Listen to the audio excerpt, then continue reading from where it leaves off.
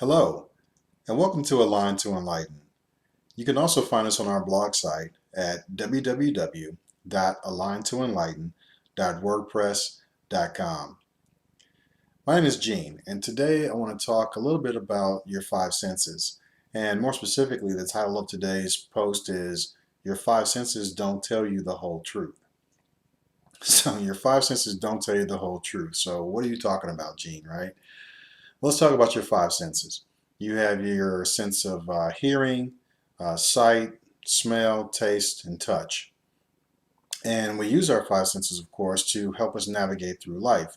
Our five senses help keep us safe, keep our bodies safe. We may experience other wonderful things throughout life with our five senses, such as the seeing a beautiful sunset, hearing a great song, tasting great food, smelling beautiful flowers, the affectionate touch of a loved one. Those are the things that we use some of the things we use our five senses for. Um, and then we use those five senses to also help us determine meaning throughout our life too. So we hear a person's tone of voice and we determine if that's a happy tone or if it's an angry tone. We use our sense of sight to determine, are we safe or are we not safe, or what am I seeing, and how am I interpreting that as far as meaning? What does it mean to me? Same with touch and smell and taste, everything else. Um, what I want to offer you today is that our five senses don't tell us the whole truth, because a lot of the things we give meaning to based on our five senses are not the authentic truth. Quick example. I'm gonna take a leap here a little bit. So a quick example. Let's just think about say money, paper currency in America. Um, we work for it. We try to play the lottery to get a lot of it. Thieves might rob, steal, and kill for it. We covet this paper currency and have determined that there's value in this paper currency. There's value. The authentic truth is paper currency is actually made of cotton fibers and linen fibers. Okay, so there's nothing intrinsically valuable about cotton or linen. However, this is what our paper money is made of. Those are the ingredients, those are the materials of paper money. Same when you think about a diamond. Diamonds are beautiful, beautiful, expensive, very costly. Um, but if you think about it, if you know the science of diamonds, they're pressurized coal. There's five atoms that are fused together. That's what a diamond actually is. So where's the intrinsic value? The intrinsic value is nowhere. It is valuable because we have determined that those things are valuable, that paper money is valuable, that diamonds are valuable. We have determined based on what we see and what we hear, what we taste, touch, and smell, that those things are of value. And what I'm here to offer today is that our five senses are not telling us the whole truth, and those are just a couple examples of that statement. What we really want to achieve is complete awareness. And awareness begins with understanding that we are ethereal beings living in a material world. We are ethereal beings living in a material world. So what does that mean? It's the same as understanding who you truly are. So who you truly are is not the material that you see in the mirror. Who you truly are is the ethereal soul that lives within that body. So becoming aware of that, first of all, is one of the first steps to understanding that your five senses do not tell you the complete story. So how is it that we become more aware of this elusive, authentic being of who we truly are? And I will tell you, the best avenue that I've found is through meditation and prayer. Understanding that when I meditate, and when anybody meditates, you're looking to silence the noise. Silence the noise from a literal standpoint, whereas you want to be somewhere quiet, of course, but also silencing the noise that's going on in your mind. So the things that you saw with your eyes earlier, or heard with your ears, or touched with your hands, or tasted with your tongue, or smelled with your nose, We want to silence all of those things in a meditative state to really tap into your true consciousness. One other thing I want to offer you too before we get too far. Whatever can be conceived can also be created. What can be conceived can be created. If you think about it like this, I'm a believer of God. I'm a believer of my Creator, the Most High. And what I know is that my Creator too is also ethereal, an ethereal being, everlasting. And my Creator believed and manifested things into material life. So we, also being made in the image of God, also have the ability to manifest from the ethereal into the material. So therefore, what can be conceived can also be created. A couple examples. Look at technology and where technology is today versus where technology was 5 years ago, 10 years ago, 20 years ago. Think about it. At some point in time, I remember as a child, we learned how to type on typewriters, not electrical typewriters, real typewriters. That's how we learned how to type.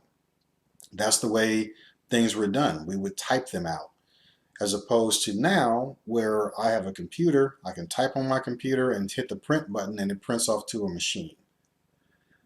So what I'm saying with that is, when you look at technology and how technology has grown, and that applies to everything from the televisions to refrigerators to washing machines to all the technology that we see, all of those things were born out of a higher desire for convenience for the life that we were living. So again, whatever can be conceived can be created. Someone conceived that there was an easier way to type a document. Somebody conceived that there was an easier way to make fire besides rubbing two sticks together. Somebody conceived that there was a better mode of transportation as opposed to riding a horse. That's why we have cars and airplanes and trains. So understand, all of these things were born out of thought. All these things have manifested out of thought. So becoming aware is the number one thing that I try to do and that we want to offer you today. Become aware and also understand that you are an ethereal being living in the material world, and whatever is conceived can also be created. When we think about money, for example, and we oftentimes think and say, we don't have enough money, and we give more power to the concept of money every single time we do that. However, if I'm aware that paper money has no real intrinsic value, and instead of focusing my attention on the lack of the paper money that I don't have, and changing my focus to an expectation that I am financially abundant, and believing and envisioning myself in that financial abundance, then that is that conception that's going on within my mind, and that is also what is currently being created. What can be conceived can also be created. So how do you tap into your awareness? How do you tap into this space of creativity? The first thing you want to do, of course, is quiet your mind and have a regular regimen of meditation. Through meditation, you get more in touch with your soul and who you truly are. Your senses stay on the surface. Your soul goes to the depths of who you truly are. That is where authentic truth is born. That is where creation is made. That is where all of your desires are manifested from, is from that particular space. So becoming aware is paramount to the success of you manifesting your desires in this particular life right here and now. I want to share something with you I read recently from a book written by Deepak Chopra. And it says this, I'm going to read this. It says, and this is called from the Book of Secrets. For if you empty the brain of all thought, as in a meditative state, awareness turns out not to be empty, void, and passive. Beyond the limits of time and space, one process and only one is taking place. Creation. Creation is creating itself using consciousness as a molding clay. Consciousness turns into things in the objective world, into experiences in the subjective world. So herein lies the facts of whatever you conceive can also be created. It's a matter of getting past what your five senses are telling you and telling you that this is the reality that you have based on what you see, hear, taste, touch, and smell, and understand that you are made in God's image and you are a creator and you have the power to manifest what you desire based on your thoughts, based on what your soul's desires are, and not necessarily on what you see, taste, touch, and smell and hear. Awareness is the number one thing that we want to chase. So what we want to encourage you to do going forward is understand the power of your five senses, because again, as somebody says, as I've heard this a million times, perception is reality. Here's something interesting. Perception is reality if you are solely dependent upon your five senses. The ironic part to that too is understanding this. If you believe in your five senses and you believe that everything that you hear, taste, touch, and smell and see are your true realities, and you believe that, then that's exactly what comes back to you. If you believe that those are your true realities, then that is what you will get into return. That's why it's important to make sure you are living from the inside out. Understand being in touch with your soul from within, and then manifesting what you desire from within to the outside world, as opposed to seeing, tasting, touching, smelling everything that you see outside and then ingesting that and bringing it into your soul and then calling that your reality. So going forward, what I'd like for you to do this week is this, and understand this. Instead of being enslaved by your five senses and doing exactly what they tell you to do, interpreting everything that you see, that you hear, that you taste, that you touch, that you smell as your reality, instead of interpreting them as your reality and becoming a slave to those things, be emancipated by your consciousness.